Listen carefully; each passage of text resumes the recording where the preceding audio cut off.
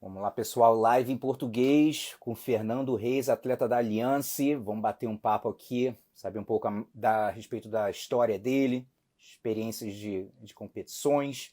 Vamos bater um papo. Já entrou na área. Vamos lá. Os, Fala, Gustavo, tudo na paz? Graças a Deus, tudo na paz. Como é que tá essa loucura aí? Uai, eu tô aproveitando para estudar, rapaz. Tá tudo Boa. parado, tô estudando o dia inteiro, tô fazendo um curso de marketing aí, tô com um projeto online aí crescendo, então tô parado não. Eu tava fazendo É, um balanço da quarentena aí, já aprendi a fazer muita coisa, tá rendendo bastante. show. E, cara, e depois no final também quero saber mais a respeito do teu trabalho também, para divulgar, o pessoal dar uma olhada. Então, muito legal. E o pessoal chegando aí. E, cara, vamos fazer o seguinte: vamos já falar aí do teu início, né? Só dar um resuminho aí do Aham. início das artes marciais, se você treinou algo antes do jiu-jitsu, e a gente já vai para a competição. Show. Não, então, Gustavão, eu comecei a treinar quando eu tinha 13 anos. Foi meu primeiro contato com arte marcial foi com jiu-jitsu. Eu sempre fui fã de judô, mas meus pais achavam violento, em especial minha mãe nunca deixou eu treinar. E por influência de um amigo, na época estava começando a estourar o Pride ali, não, por volta de 2005, 2004 ali, estava começando a estourar. Eu tive contato, eu vi, achei legal pra caramba. Um amigo meu já tinha treinado. Aí ele me mostrou um armlock, um triângulo ali, e eu fiquei apaixonado. Falei, rapaz, eu quero fazer esse negócio de tudo é jeito. E aí eu ficava perturbando lá, meu pai e minha mãe, eles não deixaram. Até que um dia eu consegui convencer meu pai, deixei de tentar convencer minha mãe, comecei a convencer meu pai, deu certo, ele me colocou no jiu-jitsu. De lá nunca parei mais, desde 3 anos de idade. Pô, eu tô direto aí na luta com jiu-jitsu. E você cresceu aonde? Que cidade? Eu sou de Uberlândia, Minas Gerais, mas eu tô morando aqui em São Paulo desde 2014. Já tem um tempinho que eu tô aqui em São Paulo. Eu cresci lá Legal. em Uberlândia. Eu fui da branca até a marrom lá em Uberlândia com o professor Tiago Rocha. E agora tô com o Fabão, com o Fábio Gurgel. Fábio Legal. Gurgel, Michael Lang, né? E com quantos anos, quanto tempo depois você já competiu? Começou aos 13, quanto tempo depois? Eu comecei aos 13 e eu competi pela primeira vez, eu acho que foi um ano depois, mas que eu competi a sério mesmo foi em 2008. Então demorou uns 2 aninhos aí para decidir que eu ia competir de fato.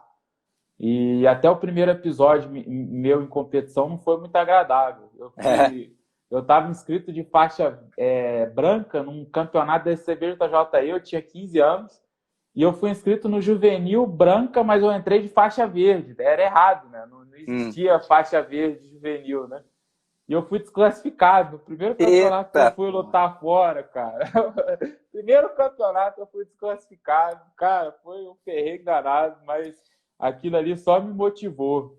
E aí, ao invés de me desmotivar, eu fiquei com aquilo na cabeça, porque meu pai tinha armado todo o movimento Puta, para conseguir me levar e tal, porque a gente não tinha caraca. dinheiro. Meu pai foi um herói para mim, assim, porque meu pai a gente não tinha dinheiro, mas meu pai fazia o corre dele, tinha muito amigo, então ele levantava, ligava para os amigos dele que ele tinha, pedia para os amigos dele para me dar o apoio e tal. A gente ia fazendo esse corre em todo o campeonato.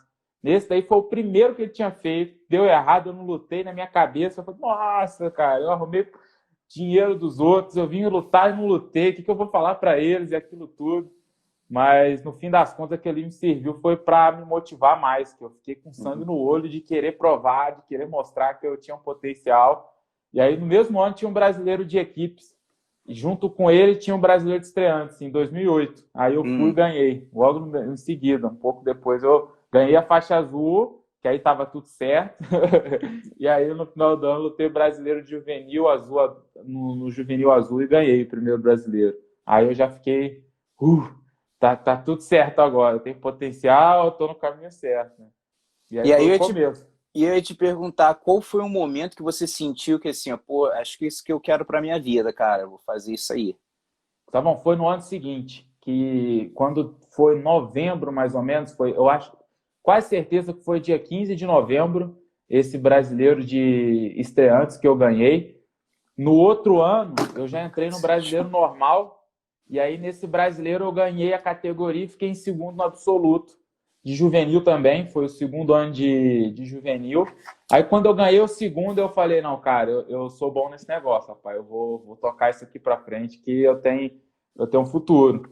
E aí, daí para frente, eu consegui ganhar vários campeonatos e fui numa sequência muito boa. E fui me motivando, né? Por mais que tinha muito perrengue, quando eu subia no pódio, eu tinha aquela, opa, tô no caminho certo, né? Então tinha o perrengue, eu tinha que correr atrás de patrocínio, treinar e tudo mais. Eu sou de Uberlândia, não tem tanto treino quanto tem aqui em São Paulo, para competir no nível nacional e internacional. Não tinha tanto treino assim, mas eu sempre dava meu jeito, treinava do jeito que dava e com suporte de quem estava lá para me ajudar. E fui crescendo nessa batalha, correndo atrás e tudo mais, mas o que me motivava sempre era o resultado, né? Que o processo ficou uma coisa que não me exigia tanto, porque eu gostava tanto de competir, de ganhar, que aquilo ali foi me alimentando e eu fui crescendo em cima disso, né? Então, isso daí foi fundamental para mim também. Legal. E, cara, quando você vê a tua carreira aí de azul a marrom, eu sempre gosto de perguntar essa fase, que é muito aprendizado, né? Muita competição, muito aprendizado. Quando você olha para trás, quais são os erros que você acredita que cometeu? Pode ser erro psicológico, né, mental em competição, pode ser erro de treinamento. E o que você aprendeu disso, né, para você hoje em dia, né, superar isso, não tá fazendo na faixa preta? Cara, o primeiro que eu considero um dos meus maiores erros foi me cobrar muito. Eu na faixa azul, principalmente na fase que eu encerrei meu ensino médio, eu passei a só treinar jiu-jitsu. Então eu me cobrava muito, muito mesmo, e eu perdi a mão, porque aquela cobrança, até certo ponto, ela motiva, né? Chega um ponto que aquela cobrança, ela bloqueia. E eu cheguei naquele ponto que eu já estava no azul adulto, eu via todos os meninos que lutavam junto comigo no juvenil, meninos que eu ganhava, e aí subiram já para adulto de roxo, e eu fiquei de azul.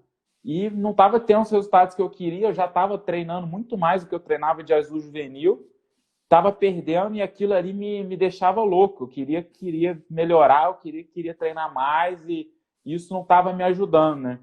Até que eu ainda fiquei mais um ano, eu fui para o segundo ano de azul adulto e ganhei brasileiro, peso absoluto no azul adulto ali, mas no Mundial perdi nas quartas, foi a primeira vez que eu viajei para fora do país, então foi uma carga emocional muito grande para mim. Qual foi o ano? 2011. Aí eu fui eu era o atual campeão peso absoluto no brasileiro, aí já tinha todo mundo da equipe, né? Eu do interior, comecei a ter contato mais com a galera de São Paulo, todo mundo, na época ali, o 2011, o time da Aliança era muito forte, né? Então ficou todo mundo ali, pô, Fernandinho vai ser campeão mundial peso absoluto, igual foi no brasileiro, tal, aquele tanto de coisa. Eu, primeira vez pisando nos Estados Unidos, já fiquei deslumbrado com tudo aquilo. E acabou que eu passei mal, cara. Chegou no Mundial, mesmo? Não aguentei a pressão ali, deu uma desmaiada ali no meio das lutas, fui ficando mal mesmo, me atrapalhou bastante. Mas, enfim, perdi nas quartas de final. Assim que eu voltei para Uberlândia, eu fui graduado a faixa roxa. E aí, quando eu peguei a roxa, foi meio que um divisor de águas para mim, porque eu me libertei, porque eu não tinha mais aquela cobrança de, pô, tô chegando agora na faixa, os caras que vão ter que ganhar de mim. E, ao mesmo tempo, eu me preparei mais ainda. Eu estava me preparando muito, e aí eu passei a me preparar mais ainda, só que eu tirei a pressão das minhas costas. E o primeiro campeonato que eu disputei na faixa roxa foi uma seletiva de Abu Dhabi, lá em Natal. Na época, valia pro o Free Pass, né, para lutar o Mundial de Abu Dhabi. Eu já tinha perdido 4 na faixa azul. E o primeiro campeonato que eu lutei na roxa foi essa seletiva. E eu acabei, já logo de cara ganhando. Foi o primeiro campeonato na roxa. Eu já ganhei, já emplaquei, ganhei a passagem para Abu Dhabi. Foi a única seletiva que pagou dinheiro.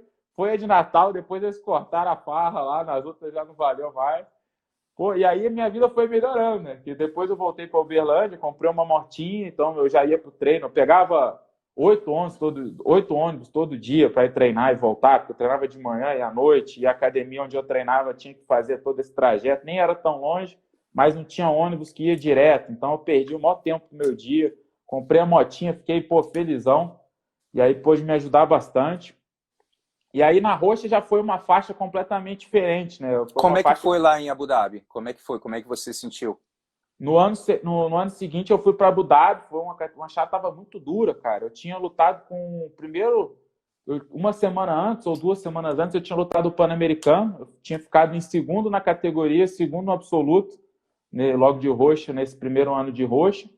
E aí no World Pro eu peguei o cara que me ganhou na final do Pan-Americano, que foi o Timothy Spriggs da Lloyd Irving. Uhum. Eu lutei com ele na primeira luta já do Abu Dhabi. Aí eu ganhei ele, tirei ele, que tinha me ganhado na final do PAN, e perdi para um cara da Finlândia, que era até da Aliança, na Caramba. final. Foi com uma vantagem, eu acho. Na época era duro, já estava embolado ali, e era só cara duro. Aí eu acabei perdendo na final da categoria, fiquei em segundo no World Pro. Mas voltei, ganhei brasileiro no mesmo ano. Mundial eu acabei inventando de cair para meio pesado, não deu muito certo. Eu perdi na primeira luta. Não associo muito a isso, não, mas acabou não dando muito certo.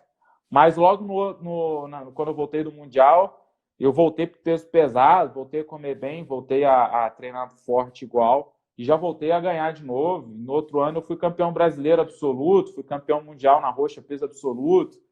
Então, minha roxa foi uma fase que eu tive poucos baixos, foram mais altos do que baixos, né?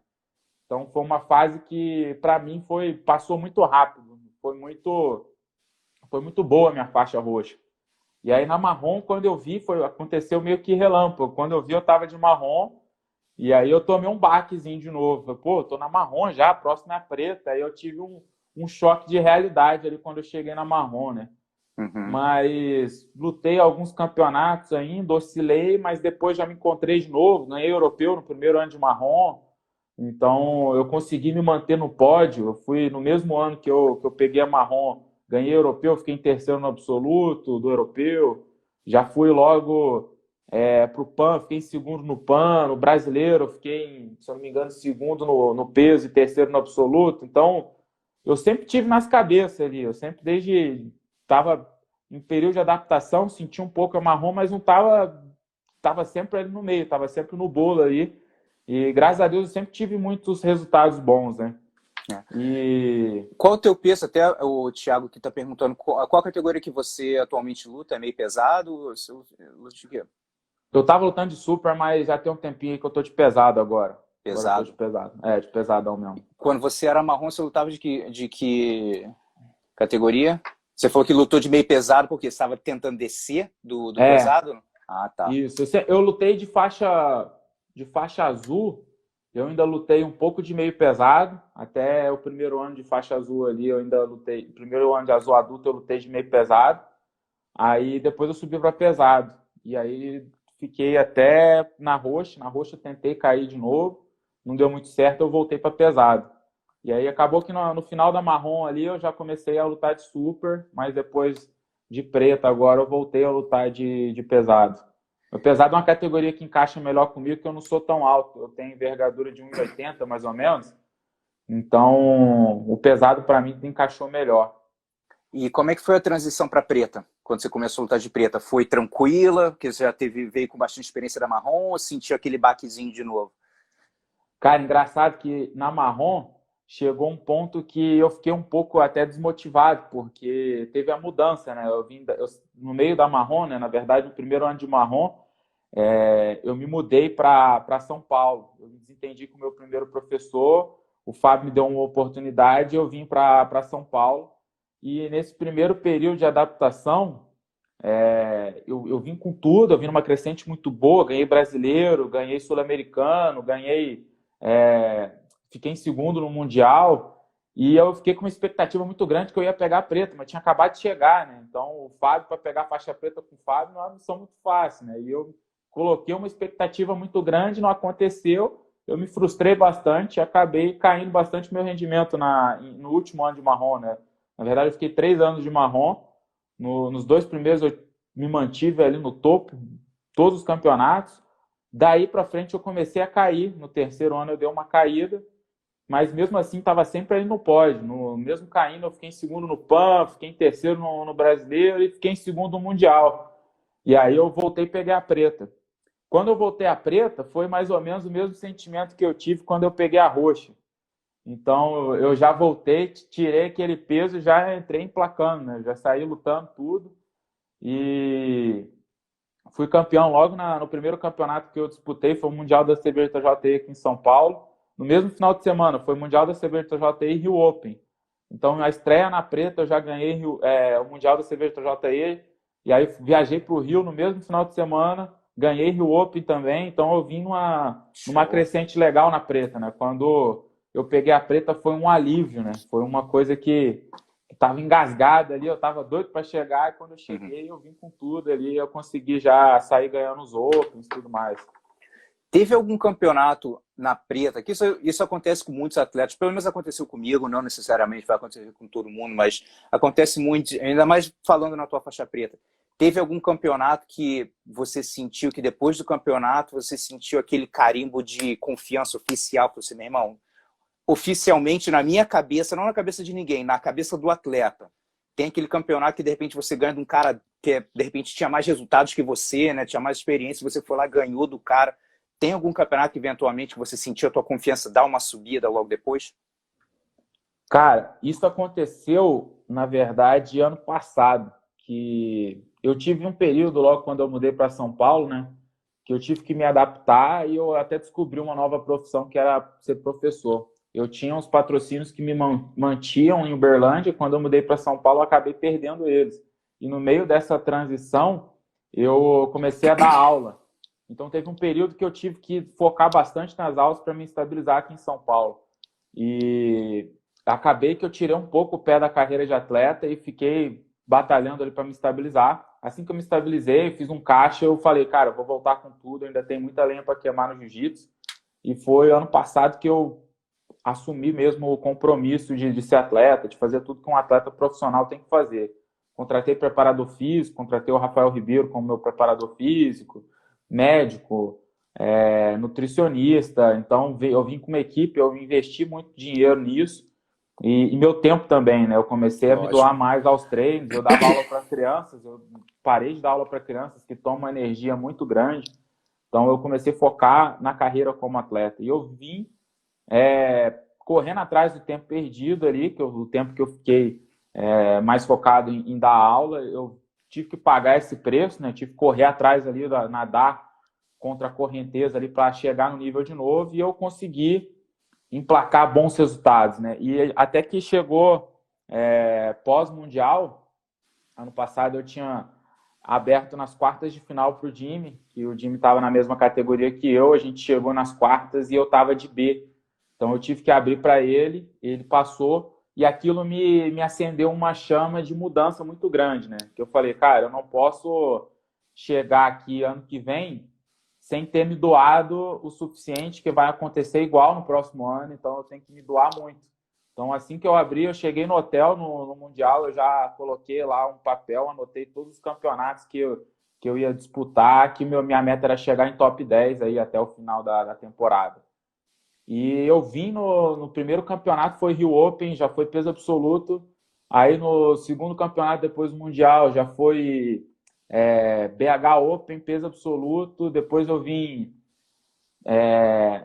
Floripa Open, peso absoluto também. E aí na final do absoluto do Floripa Open, esse ponto de confiança que você falou, ele veio. Porque eu fiz a final com o Felipe Andrew, que é o atual campeão europeu, aí, um moleque excepcional. E ele tinha me ganhado 5 vezes seguidas. Ele vinha de 5 vitórias de todas as maneiras que você imaginar. Me pegou, acabou empatado, eu perdi de vantagem, perdi de 2 pontos. Todas as outras foram muito equilibradas, mas ele estava com o braço levantado no final, era ele. E eu consegui, depois de muito estudo, depois de muito treino ali, nessa crescente que eu estava, encontrei com ele na final, consegui encaixar a estratégia que eu tinha desenhado e consegui finalizar ele na final do absoluto. Então, foi uma luta bem tática e eu consegui colher o resultado. E naquele momento eu falei, cara, se eu tiver treinado, não tem por que temer nada, né? Eu vou ser campeão de qualquer coisa. E se não for, é questão de encaixar melhor a estratégia, encaixar melhor o jogo, mais potencial, cara. Chegou num ponto que que eu não tinha mais dúvida sobre isso, né? Eu já chegava para lutar, eu já estava com a cabeça de, pô, eu não tenho que preocupar mais agora. Eu tenho que saber que eu tenho que fazer o meu camp, eu tenho que fazer o que eu me propor a fazer, e quando eu chegar lá, por mais que eu não ganhe, é relativo, o nível está muito alto, pô, não vai me desmotivar mais, né? Então, eu cheguei nesse nível de confiança e eu já fiquei bem mais tranquilo em relação às competições anteriores, né? Já consegui chegar nesse pico de amadurecimento e até de parte mental. Acho que foi nesse campeonato que eu consegui chegar nesse ponto.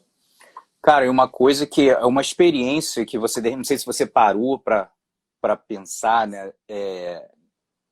No que você falou de estar vindo de. Você já tinha perdido para o Felipe quantas? 5 vezes que você falou? 5 vezes seguidas. É. Então, o que acontece? Muita gente que está assistindo ou não, às vezes tem essa dificuldade, que às vezes você tem aquele adversário que você está vindo de derrota, e a tua cabeça tem que estar muito boa, porque você está indo para a 6ª luta e a tua cabeça vai assim, porra, de novo esse cara, ou tipo assim, hoje é meu dia, tá ligado? Você tem dois caminhos para ir. Eu conversei com o João Gabriel, e ele estava conversando, ele perdeu pro Bochechas, que foram 7 vezes, tá ligado? Então você ir com a cabeça assim, de que, meu irmão, tô indo para ganhar, você já ter perdido 7 vezes, você tem que estar com a cabeça muito focada mesmo. E é uma experiência para você guardar, cara, para você compartilhar com seus alunos no futuro. Isso é uma experiência, cara, super valiosa, que você, no futuro, você vai ter aluno também que vai estar competindo e vai passar sequência de derrota. E que você pode falar, irmão, é possível, né? Tipo assim, independente, porque você não ganhou de um panga, tá ligado? Era um cara que tá em ascensão e você conseguiu ganhar bem, né? Então isso é uma experiência, pô, excelente para passar, né? E isso te deu confiança também para quando você vai lutar com pessoas que você já perdeu antes, hoje em dia, né? Vamos dizer. Então, Gustavo, foi até uma coisa engraçada, cara, porque quando isso aconteceu, você falou dos 2 tipos de mindset, né, que são possíveis nesse momento. Putz, aquele cara de novo, ou putz, hoje é meu dia. Eu cheguei num ponto na verdade, eu nunca desacreditei. Em todas as minhas lutas com ele, eu nunca desacreditei. Eu nunca deixei de acreditar que eu conseguia ganhar dele. Mas sempre aconteceu alguma coisinha que no final o braço dele era levantado. E eu sempre pensava, hoje é meu dia, hoje é meu dia, hoje é meu dia. Por incrível que pareça, na vez que eu ganhei dele, eu não pensei nisso. Ao invés de pensar nisso, eu estava pensando, o que eu vou fazer para ganhar dele? Então, Legal. toda a minha cabeça não estava hoje é meu dia, mas como eu vou ganhar dele? Então, acho que o grande diferencial do meu mindset nesse momento foi justamente eu olhar e falar assim, cara, qual que é a estratégia que eu vou ter que usar para ganhar dele? O cara é ligeiro, o cara é habilidoso, é mais novo do que eu, tá numa crescente bizarra, então eu não vou me preocupar que hoje é meu dia. O que eu tenho que fazer para ganhar dele, né? Então, o foco não é no problema, o foco é na solução do problema. E foi quando eu liguei esse clique na minha cabeça que eu entrei, cara, pleno. É engraçado que eu tava pleno. Eu tava no estado de flow. Eu não entrei preocupado que era o Felipe que tinha me ganhado 5 vezes. Eu entrei sabendo tipo, que eu ia dar o meu melhor. Eu entrei sabendo que eu tinha completado todo o meu processo, eu tinha cumprido com todo o meu cronograma e eu estava na hora de colocar aquilo em prática. Eu já vi no campeonato que, se eu não me engano, eu estava na 6ª ou 7ª luta do campeonato e eu já tinha finalizado 5 ou 6. Então eu estava no campeonato impecável já estava numa crescente muito boa. E quando eu cheguei naquela luta, a única coisa que eu pensei foi isso. Cara, eu tô treinado, eu fiz todo o processo e eu vou fazer o que eu fiz em todas as lutas, eu vou entrar focado, eu vou acertar o início da luta, que eu tinha errado em algumas lutas anteriores o início. E, pô, eu acertei, e quando eu acertei o início da luta, a luta começou a correr do jeito que eu queria e não do jeito que ele queria. E foi visível isso, eu senti ele frustrado, eu senti a luta correndo para o meu lado. E aí, quando eu achei a oportunidade, eu falei, pô, é agora, e eu não perdi ela, né? Então, foi uma coisa muito legal. Esse feeling que eu tive, eu gravo ele sempre, é uma memória que eu não... É como se fosse ontem, né? A gente, quando tem esses episódios, sejam eles muito marcantes pro lado ruim, a gente marca, e aqueles que são pro lado bom, a gente marca também, né? E essas referências que vão construindo o nosso ser, né? e elas estão bem claras na minha cabeça hoje em dia, e eu tenho plena consciência que se eu estou treinado, se eu cumprir com o meu cronograma, eu tenho potencial para ganhar de qualquer um, não tenho dúvida disso. Com certeza. O Luan Carvalho, meu camarada aqui, falou que já travou uma batalha com você já, escreveu aqui. Cara, você estava falando da sua... Você acredita que foi uma das melhores performances, né, com o Felipe? Que eu ia te perguntar qual foi as performances que te marcou, mas pelo que você sentiu, não por causa do resultado. E essa foi uma que te marcou, né? De, tipo assim, de ter se sentido bem, né? Cara, tiveram várias performances. Eu luto desde muito novo, né? Então, eu tive a oportunidade de lutar com todos os caras tops aí da atualidade. Eu luto com eles desde a faixa azul, faixa roxa, que sabe? Então, eu tive a oportunidade de lutar com todos. A do Felipe me marcou bastante, porque veio de uma pelo sequência... momento, né? Eu acho que pelo histórico mesmo, né? Que eu vim de uma sequência enorme de derrotas. Mas eu costumo, sempre quando falo de lutas marcantes, eu costumo lembrar das minhas 2 finais de Mundial de faixa roxa, que uma foi contra o Ebert e uma foi contra o Honório. Porque as 2 vitórias também, esse Mundial eu vim de Avengers também, cara. Porque no brasileiro eu tinha perdido a final da categoria no mesmo ano, 2013. Eu perdi final da categoria pro Ebert, ele pegou minhas costas, me finalizou. E final do Mundial, eu e Ebert, eu estava treinado, eu treinei um mês pensando que eu ia ganhar aquele Mundial. Eu já vinha numa sequência que eu nunca parei de treinar, mas naquele Mundial eu tinha feito um camp impecável, focado. E quando eu cheguei no Mundial e vi que era eu e ele na final, aí sim eu lembro que aquele dia eu me desliguei do meu corpo. Eu tenho a sensação, olha que interessante que foi. Nesse Mundial eu tenho a sensação que eu me desliguei do meu corpo e eu estava só no flow, eu estava meio que assistindo eu mesmo lutar. Então eu estava no estado que eu pensava, o meu corpo fazia. Coisa mais impressionante do mundo. Essa lembrança não sai da minha cabeça. E eu consegui entrar, derrubei o Ebert, consegui passar a guarda dele, eu fui montar, ele arrumou um scramble, a luta voltou em pé. E nessa eu entrei, outro CO, eu errei, ele pegou minhas costas. E ele faz aquele crossface, né? Ele vem aquele matelão no meio da cara. E ele tinha me pegado assim na final do Brasileiro. Mas eu pedi para todo mundo na academia me dar matelão na cara durante o camp, que eu ia aprender a defender. Eu aprendi a defender durante o camp. Aconteceu lá na hora, mas eu já tinha mentalizado, eu já tinha visualizado aquela situação. Me defendi, consegui virar a luta de novo, raspei na meia, consegui voltar por cima, passar a guarda, montar e pegar. Então foi uma coisa que estava engasgada, que ele tinha me ganhado na final do Brasileiro. Eu vinha ali de um histórico de 2 mundiais sem ganhar, sem nem pisar no pódio, coisa que era muito difícil acontecer para mim. A maioria dos campeonatos que eu lutava, eu estava no pódio. Se eu não era campeão, eu estava entre os 2 melhores ali, 3 melhores no máximo. E foi ali o primeiro título mundial, então ficou aquela lembrança. E no outro dia veio o mundial, o absoluto do mundial, eu e Vitor Honório na final. E o Honório tinha me quebrado no campeonato antes, cara. Na final da seletiva de Abu Dhabi, em março, isso em final de março ali mais ou menos, o Honório tinha me quebrado. Foi que ano? Isso foi em 2013. 2013. Eu puxando o Honório para a guarda, o Honório estrelinha por cima da minha cabeça, passou minha guarda, eu repus, aí ele dá-lhe outra estrelinha, passou minha guarda de novo e me pegou naquele cachecol ali, né? E eu fiquei quebrado ali, eu fui embora sem nem dúvida. Eu falei, não, o cara me quebrou, não tem o que fazer, né? Final do Mundial, eu e o Honório. Cara, a mesma sensação veio à tona de novo. Eu cravei uma guerra tremenda com o Honório lá, porrada comeu, final da luta, tava perdendo de uma vantagem, ele agarrou na minha perna, eu entrei de sumigaeste, consegui inverter, cair por cima, mas caiu fora do tatame. Empatei a luta, mas ele tinha uma punição a mais, cara. Aí foi 10 segundos correndo ali, correndo, acabou a luta. Eu lembro que eu não esqueço também essa cena, que eu olhei pro placar, aí eu falei, o azul ganhou. Aí eu olhei pro meu kimono, eu não sabia nem que cor de kimono que eu tava vestido. Eu olhei pro meu kimono e falei, o azul sou eu, rapaz. Eu levei a mão na cabeça, falei, nossa, eu ganhei. Aí foi bom demais, cara. Aí, eu ganhei mesmo, peso absoluto. No pódio eu ganhei a marrom, então foi impressionante. Essas lembranças, assim, para mim. É lógico que tem várias, mas essas daí, quando fala de luta marcante, para mim, foram as melhores, foi sem dúvida. Cara, uma coisa que eu gosto de relembrar os atletas, até gente que eu troco ideia, ou até aqui mesmo, e é uma recomendação também para o pessoal que está assistindo aí, que é competidor também, se você lembrar do seu melhor dia, né? Pô, qual foi que eu me senti melhor? Não resultado, você se sentiu bem. Uhum. E quando você tem isso, agora você tem uma arma para o resto da tua carreira. Ou você já conseguiu se sentir assim antes, ou seja, você pode conseguir novamente, tá ligado? Uhum. Quando você chegar no campeonato... Eu tenho uma lista, eu tenho um bloquinho, tipo assim, que é só com coisa voltada de competição, né? A parte psicológica, essas coisas assim.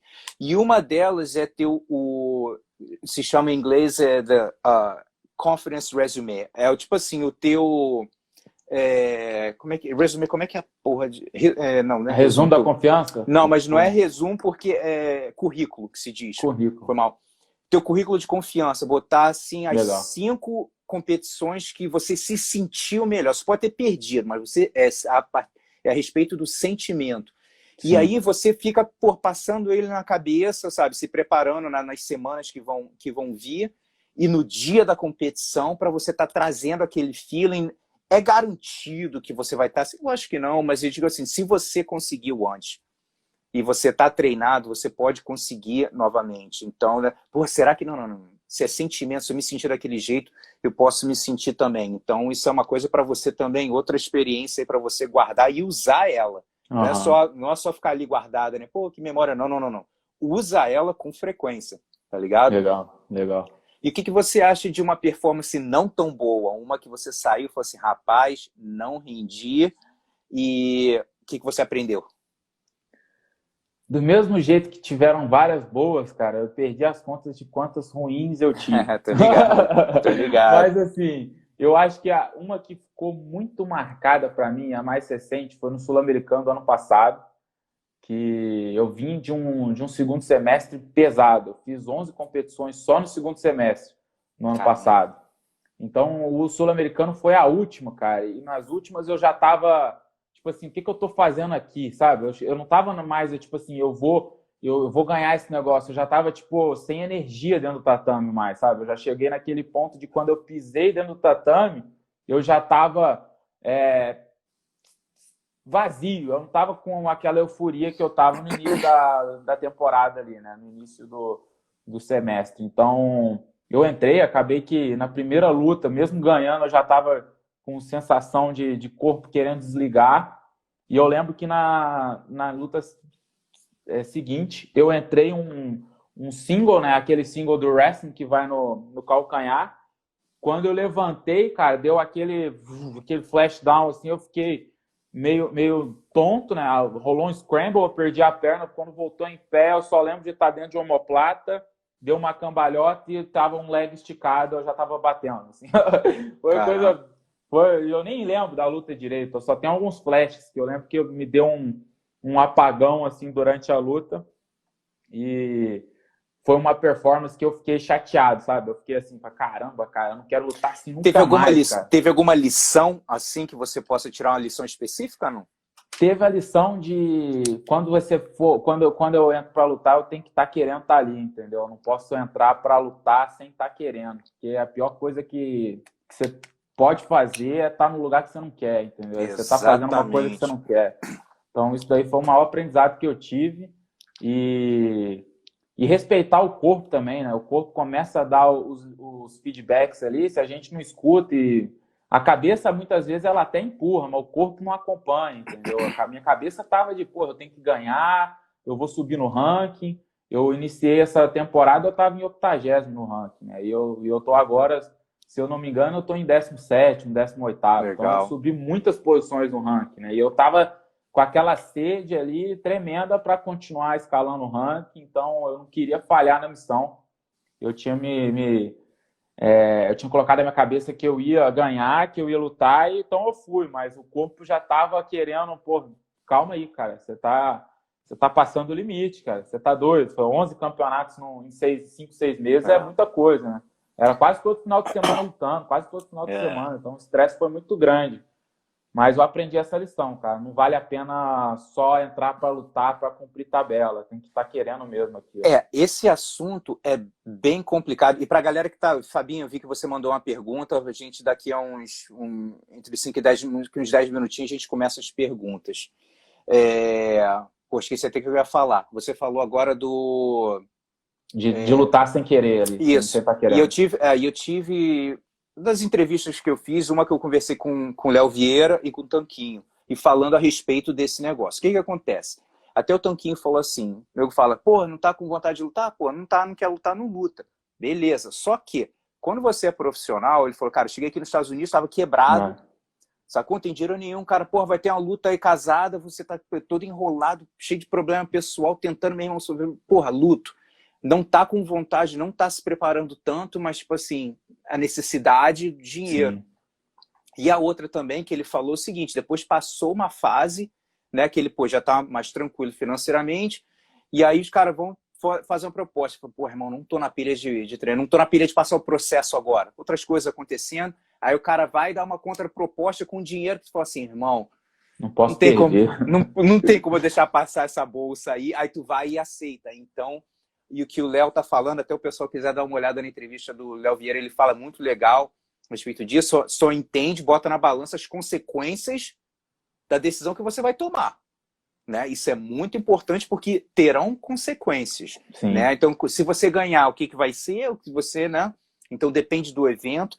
Então, é difícil até você falar, né? Tipo, pô, nunca mais faço de novo. Não sabe, né? Porque é difícil. Ainda mais quando entra na parte profissional, de tempo, um dinheiro, você vai receber, pô, mesmo, se eu lutar isso.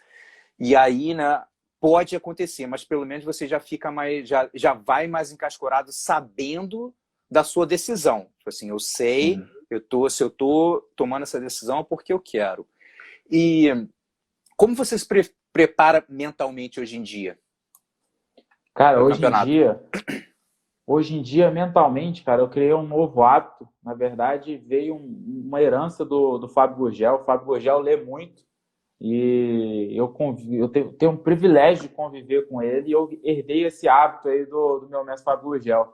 Então, eu gosto muito de ler hoje em dia. Só nessa quarentena eu já li 3 livros. Show. Eu acordo todo dia de manhã, eu medito, eu faço a minha leitura. Então, eu busquei muitas forças mentais, assim, intelectuais que eu não tinha nos livros. Então, vivendo a história de outras pessoas. Quando eu vou ler, eu abro minha cabeça e eu me coloco na pele daquela outra pessoa. Falta um pouco sentir o que aquela pessoa está contando ali, né? E outra coisa que me deixa muito bem mentalmente é saber que eu cumpri todo o cronograma, sabe? Exato. Hoje em dia, o meu preparador físico, o Rafa Ribeiro, ele faz um planilhamento para mim que é impecável.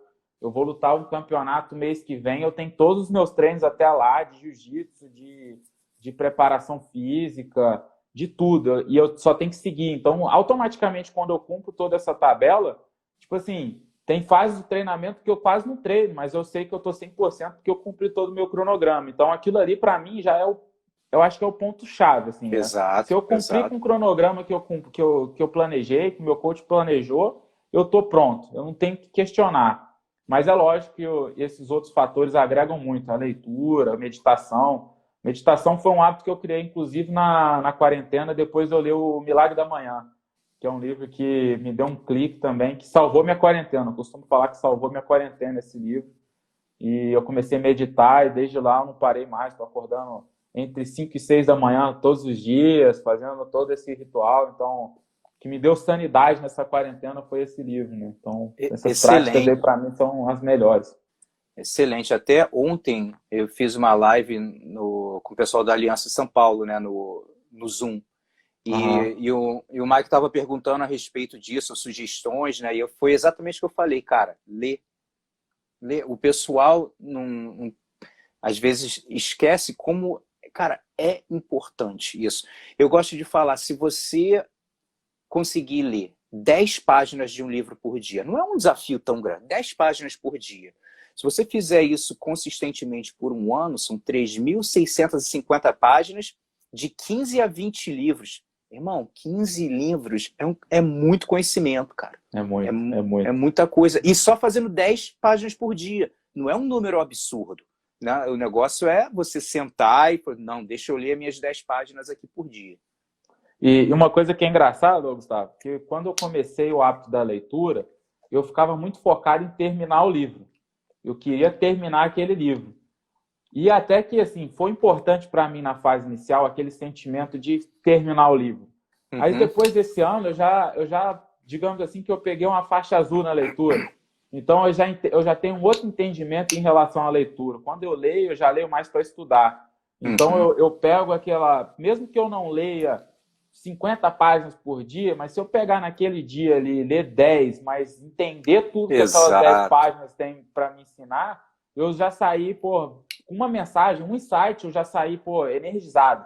Exato. Entendeu? Então, eu mudei um pouquinho em relação a isso. É lógico, tem dias que a minha leitura desenvolve muito mais e tem dias que não. Mas o que importa é que eu sempre tento extrair algum insight, alguma reflexão, eu tenho que tirar daquele livro. E uma coisa que você falou de ler 10 páginas por dia, eu sempre incentivo também, né? Depois que eu criei esse hábito, é aquela coisa, quando você consegue colocar um hábito novo, você quer que todo mundo faça. É igual jiu-jitsu, né? Você começa a treinar jiu-jitsu, você gosta de jiu-jitsu, você quer que todo mundo faça jiu-jitsu, né? A leitura não foi diferente, cara. Eu comecei a ler, mudou minha vida muito, e depois que a leitura me transformou, eu quero passar isso para frente, eu gosto de passar isso para frente, né?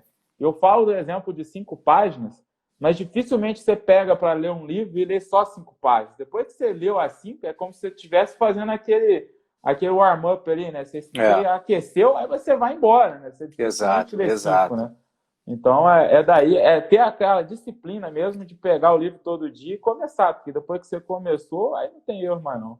Aí é só ir embora. Cara, uma coisa que é uma sugestão, eu não sei em português como é que, se isso é viável ou não sou um pouco por fora, mas quando eu leio o livro aqui em inglês, quando eu termino o livro, eu vou para o YouTube. E eu vou para o YouTube e eu digito o nome do livro e, tipo assim, resumo. E aí eu gosto de escutar as pessoas falando a respeito do livro. Então, pegando opiniões diferentes, às vezes uns pontos que a gente nem, caraca, nem peguei esse ponto, porque às vezes você tá lendo, dá uma viajada, alguma coisa assim, né? Então, isso me ajuda muito a reforçar, assim, o material e escutar a opinião das pessoas, às vezes ler algum resumo.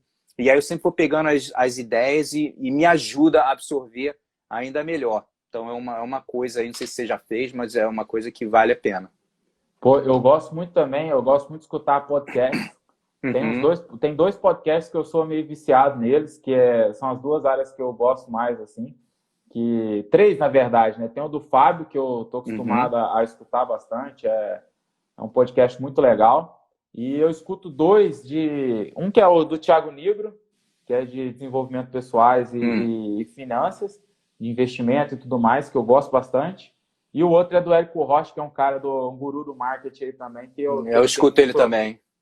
Então, ano passado, por exemplo, o podcast que eu mais escutei foi o dele. Ficou naquele ranking do Spotify, deu ele como mais escutado, né? Então, eu gosto também de escutar bastante podcast, inclusive várias sugestões de leituras eu peguei do Thiago Nigro, né? Que ele lê bastante. Acho que o cara leu mais de 50 livros e vários dos livros que eu peguei, que eu gostei, eu peguei a indicação dele, né? Então, eu gosto muito de fazer isso que você falou também, de pesquisar sobre os livros. E minha mulher também aqui em casa, ela tá tão viciada quanto eu na leitura. Então, que bom, legal, né? Que vício bom. Porra, é legal demais, porque às vezes eu tô lendo um livro e ela tá lendo o livro dela. E a gente troca esse conhecimento. Eu pego um insight legal, eu passo para ela, ela tá lendo um outro livro. Ela pega um insight, a gente troca ideia, faz aquele mastermind ali, faz aquele bate-papo. E os dois saem com conhecimento, pegam uma noção geral e fica uma coisa muito legal. Então, por isso que é legal ter essa coisa de poder passar o conhecimento para frente, né? Quanto mais você passa, mais você reforça e é recíproco, né? Chega um ponto que todo fica numa vibração que não tem como não crescer com isso, né? Então é muito legal. Deixa eu ver umas perguntas aqui do Fabinho, botou aqui.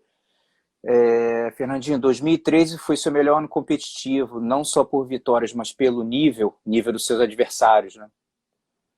Nossa, cara, 2013 foi marcante, Fabinho, foi muito marcante ali. E só tinha nego brabo ali na faixa roxa ali, era embaçado, cara. Era Herbert, Honório. Pô, na época tinha o Hulk também na faixa roxa, mais ou menos nessa mesma época. Tinha muito cara bom, não vou conseguir lembrar de todos, Tu lutou que mas peso nesse ano? eu fui de pesado. Fui de pesado. Tá. Então tinha muito cara duro mesmo. Eu lembro que não tinha um campeonato que eu entrava para lutar que eu tinha assim, pô, já ganhei, sabe? Porque assim, eu atingi um nível muito alto na roxa. E tinha campeonato que eu entrava para lutar assim nos campeonatos menores, que você, querendo ou não, você fala, pô, já ganhei esse, entendeu? Não menosprezando ninguém, mas você sente quando você é capaz de fazer aquilo, né? E, cara, na roxa sempre ficava com aquela pulguinha atrás do orelha ali, entendeu? Nos campeonatos maiores, sempre você entrava aí, meu irmão, esse cara aqui dá pra zedar o purê, né? É o Max, né? Pô, o Fábio tá falando o Max aí, pô, o Max é o cara que eu luto desde a faixa azul, a gente já deve ter lutado mais de 10 vezes. Então, sempre tinha aquele cara que a gente olhava aí, aqui azeda o purê, cara. Mas no final dava sempre certo aí. Então, foi um ano muito legal mesmo, muito marcante. Tem uma aqui, considerações sobre competições não oficiais valendo dinheiro, valendo prêmio em dinheiro. Cara, eu inclusive, o último campeonato que lutei foi um campeonato lá em Uberlândia, valia R$3.000, cara. Então, eu tava quase fora do PAN, eu acabei que investi muito dinheiro sem olhar o planejamento mais para frente. Eu falei, cara, eu preciso disso agora, eu vou investir todo o dinheiro, isso vai retornar de alguma forma, e não retornou. Fiquei fora do europeu, estava quase ficando fora do Pan-Americano, e esse campeonato foi minha esperança. Eu falei, cara, eu vou nesse campeonato, eu vou ganhar esse campeonato, e eu vou pegar esse dinheiro e vou ir pro PAN, né? Acabou que eu fui, ganhei o campeonato, não consegui ir pro PAN, porque não teve. Acabou que trancou tudo aí, eu não fui pro PAN. Mas eu acho que depende, é igual você falou, né? Vale a pena colocar na balança e ver se o risco compensa, né? Porque às vezes você se dedicar para lutar um campeonato, aí você chega no campeonato, você não tem nenhuma ideia de como vai ser. Chega lá, passa o dia inteiro no campeonato, passa fome. E aí chega lá, o campeonato é bagunçado. No fim das contas, o cara não paga o prêmio. Então, não tem exposição nenhuma. Não tem exposição nenhuma. Você está colocando o seu na reta ali para ganhar um prêmio que você não sabe nem se o cara vai pagar. Então tem que analisar muito isso, né? Tem que pôr na... você sabe como é que é, né, Gustavo? Aqui no Brasil acontece aí. No campeonato, pô, você chega, faz aquela guerra toda, chega no final das contas, o cara não paga. Não tinha tantos na chave, não vai pagar. Não sei o que, isso, aquilo. Então tem que analisar bem, né? Meu irmão, faço eventos, né, há mais de 20 anos. Eu já tive várias situações assim complicadas, mas, meu irmão, se tá no site, eu não botei alguma restrição, eu pago. Não interessa, a culpa é minha. A culpa é minha. Eu já fiz cada bolsa que tive que dar que doeu no meu bolso. Puta que pariu. Mas tá escrito. Aí no próximo campeonato eu boto restrição, se tal coisa. Tipo assim, tem que ter alguém para lutar. Tá ligado? Não tem. Só se inscrever, não tem ninguém? Tá, beleza. Porque eu não botei isso, era a primeira vez, dei $1.000 de graça. Assim, ó, $1.000 de graça. Aí no segundo na segunda vez eu falei assim, tem que fazer pelo menos uma luta. Aí o que aconteceu? Meu irmão, era no Master. Eram 4 categorias de preta Master. Master 1, 2, 3, feminino. $500 para cada um. E aí, 2 caras foram pro absoluto. Os caras tinham lutado na categoria, o campeonato relativamente pequeno. Aí um cara ganhou, botou o nome no absoluto e foi embora. Quando chegou na hora de lutar, um cara foi embora. E o outro falou assim, meu irmão, eu perdi pro cara, eu quero lutar de novo, ele botou aqui, e agora eu quero dinheiro, porque, tipo assim, teoricamente, era pra ter luta, só que o cara não foi. E não é culpa do cara. Aí ele falou, meu irmão, eu tô aqui esperando o dia inteiro. Aí eu falei, mas eu tava puto. E aí, eu como promotor, eu tenho que pensar no 50-50. Eu como atleta, eu como promotor. Eu falei pra ele, irmão, se eu tivesse na tua situação, eu ia ficar muito puto também. Tá ligado? Eu vim aqui pro dinheiro, vou lutar. Mas você tem que ver do lado da organização também. Você não lutou. Aí eu falei pra ele assim, a gente faz o seguinte, eu te dou metade. Aí ele falou assim, é mesmo? Falou assim, te dou metade. Ele, porra, beleza, tal. Tem nego que falou assim, porra, Gustavo, tu é maluco, não sei o quê. Porra, não dava porra nenhuma. No outro campeonato, o cara trouxe mais 15 alunos, tá Legal. ligado? Porque o que acontece? Se ele não ganha esse $500 que me custou, o cara voltou pra academia, ele poderia ter falado assim, ó, porra, meu irmão, os caras falaram, pagar, falar mal pra cacete do evento, falar um monte de baboseira. E o cara falou, pô, meu irmão, o cara foi sujeito homem, pô, não dá pra pagar tudo, entramos num acordo, pegamos metade. O cara, pum, falou assim, ó, gostou. Então, meu irmão, se tá escrito ali, tem que cumprir. Não interessa, tira do bolso, se vira. Essa parada eu não admito isso, sabe? É uma coisa que muito promotor não tem, às vezes, uma experiência como competidor. O cara não sabe que, de repente, o que é, digo assim, de alto nível, né? O cara não sabe, de repente, o que é a frustração de um atleta, o cara para levantar um dinheiro, uma parada assim. O cara tá vendo só o evento dele, tá ligado? Outra aqui tem uma, Leandro Rocha, quais são os seus planos para o futuro? É até difícil agora fazer plano, né? Curto, médio e longo prazo. Pô, o Leandro é o cara que organizou, inclusive, esse último campeonato lá em Uberlândia. Foi impecável. Levou até o Muso para ficar de coordenação de arbitragem lá. E aí foi show, foi firmeza. Mas então, eu estou trabalhando pesado aí no meu projeto de marketing. Tô focado aí para fazer esse projeto crescer. Tô muito feliz. Fala mais dele, que a gente ia conversar de qualquer maneira, então perfeito. Então, tô estudando bastante, estou estudando muito o Érico Rocha e uns outros caras também aí, mas o meu cabeça aí é o Érico Rocha. Mas o meu futuro, eu ainda tenho muita lenha para queimar aí no jiu-jitsu. E o jiu-jitsu eu uso ele como uma ferramenta para a minha evolução. Eu sei que, igual o Fábio fala, é só uma pequena parte da minha vida, a minha carreira como atleta, então eu já estou plantando as minhas sementes aí para o meu futuro. E eu estou usando o jiu-jitsu como minha maior ferramenta. Então, é através do jiu-jitsu que eu quero viver, através do jiu-jitsu que eu quero ajudar mais pessoas, igual o jiu-jitsu me transformou. Eu quero dar oportunidade para outras pessoas seguirem no jiu-jitsu através de um caminho que seja mais fácil, que eu possa ensinar com tudo que eu já passei, que eu possa ensinar e passar para frente todo esse meu conhecimento, né? Então, acho que a maneira mais que tem o maior potencial para impactar mais gente no projeto online. E então eu estou colocando muita ficha aí nesse projeto.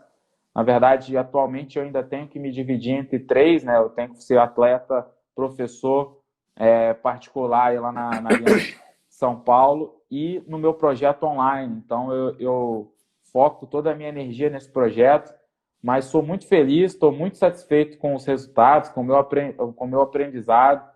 Então, se eu tenho uma coisa para ter certeza é que eu vou viver bem do jiu-jitsu, eu vou conseguir ajudar muita gente através do jiu-jitsu. E é lógico, a competição vai ser a ferramenta para me manter evoluindo, me manter atualizado para os meus alunos, me manter sempre atualizado para todo mundo que me acompanha, para estar sempre tendo coisa nova, sempre tendo história nova para contar para os meus alunos. Uma coisa que eu gosto de falar bastante é que eu uso os meus alunos como peças fundamentais para a minha evolução. Eu dou muita aula particular e tem vários dos meus alunos que eu faço questão de incluir nos meus planos de competição. Então, eles me ajudam a desenvolver para a competição. Eu tenho um aluno meu que eu falo dele direto, que é o Pierre. Ele me ajuda muito a estudar. Eu treino no dia, falo, pô, Pierre, aconteceu isso aqui no treino. Aí ele fala, pô, vamos ver o que aconteceu. Aí a gente faz o específico da posição, estuda, compra curso, estuda o curso dos caras. Então, a gente está sempre estudando, está sempre tentando evoluir. E o aluno sempre tem aquele pertencimento. Pô, eu estou fazendo parte daquilo. Eu chego no campeonato, eu consigo fazer aquilo que a gente treinou. Eu levo aquilo para o aluno depois e fica uma energia muito legal, né? Então, acho que a energia que isso traz é a energia que a competição pode me dar, que se eu só treinar, provavelmente eu não vou ter ela, né? Então, faz parte da minha evolução, eu não consigo ficar sem ela. Então, vai tudo se junto ali, todo mundo junto no mesmo pacote, crescendo e podendo compartilhar para todo mundo. Boa, aqui dizendo, você gosta muito de fazer meia guarda, esse jogo foi moldado na sua base em Uberlândia, ou foi depois, que não dá para ver tudo aqui, ou foi depois em São Paulo? Então, eu comecei, minha história com a meia guarda é engraçada, né? Porque eu comecei a treinar jiu-jitsu com 13 anos, numa turma de adulto, na época que você já começava a rolar no primeiro dia de treino. Então, é aquela coisa. Eu era pesado, eu tive problema com peso quando eu comecei a treinar. Eu era mais pesado do que eu sou hoje em dia, com 13, 14 anos de idade. E aí eu queria jogar por cima, mas não tinha aquela força de gente grande ainda. Tomava raspagem e caía por baixo. A única coisa que me sobrava era a meia guarda. Então eu trancava a perna, ficava tomando a massa, até que chegou uma hora que eu falei, pô, eu já tomei tudo quanto é a massa aqui, não me incomoda tanto assim mais, né? Eu comecei a enxergar oportunidades na meia guarda, né? E o meu primeiro professor, o Thiago, ele tem uma meia guarda muito boa, pude pegar várias referências da posição. E quando eu comecei a competir aqui em São Paulo, eu tive a oportunidade de conviver com o Bernardo Faria, que é o cara que tem a melhor meia guarda que eu já vi aí. E eu pude ter muito contato com o Bernardo. O Bernardo foi um cara que me ajudou muito na minha carreira, principalmente nos perrengues e tudo mais aí. Ele sempre estava ali como uma referência para mim. Eu cresci muito me espelhando nele. E meu jogo de meia guarda, ele ficou ali no início, a parte de meia guarda invertida, uma boa parte do meu primeiro professor, e a parte de meia guarda profunda e aquela meia guarda ali que o Lucas Leite faz também. Tradicional, Aquela esgrimando ali, eu peguei mais com o Bernardo. Então, e é lógico que eu fui pegando esses lados e fui adaptando para o meu jogo, que são dois biotipos físicos diferentes do que eu me espelhei, né? Então, fui buscando algumas referências. E mais, quando eu era mais graduado, eu passei a acompanhar mais o Lucas Leite também. Então, eu fiz um mix de vários estilos ali e desenvolvi o meu. Hoje em dia, eu tenho um que eu consigo trocar dos 3 estilos com muita facilidade, com as conexões. Então, muito eu desenvolvi legal. Um jogo mais completo de meia guarda. Eu não fico só em uma, não. Eu faço as 3. Tô ligado.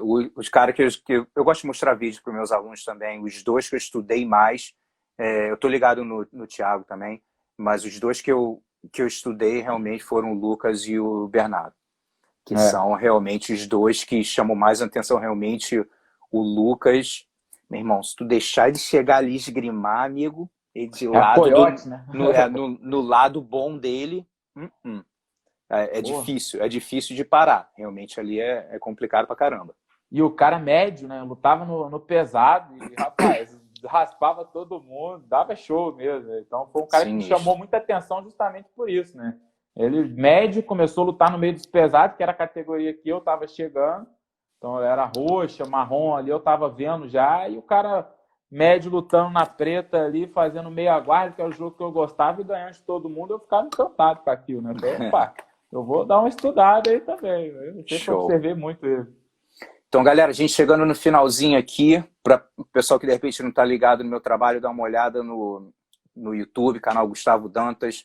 Várias entrevistas legais, acabei de liberar ontem com o meu mestre André Pederneiras, foi muito maneiro. O dia anterior foi com o Robson Moura, e amanhã vai sair com o Roberto Godoy, então muito legal. E cara, dá uma mensagem final aí pro pessoal, dá uma divulgada no teu canal, vende o que tu quiser aí, tá? Bora. Pô, primeiramente, obrigado pela oportunidade, Gustavo. Foi um prazer bater esse papo aqui com você. Eu já acompanho o seu trabalho há um tempo, porque o meu professor aqui também é o Michael Lang, você fez um trabalho com ele muito legal também, né? Eu pude acompanhar, eu sempre ouvi ele falando muito bem de você. Então, eu já conhecia você de longa data, mas agora nessa quarentena, eu vi você fazendo esse projeto, até te mandei uma mensagem. Pô, parabéns, eu vi o projeto, eu achei legal pra caramba. Então, muito obrigado pela oportunidade, muito obrigado por me deixar fazer parte aí do seu projeto também.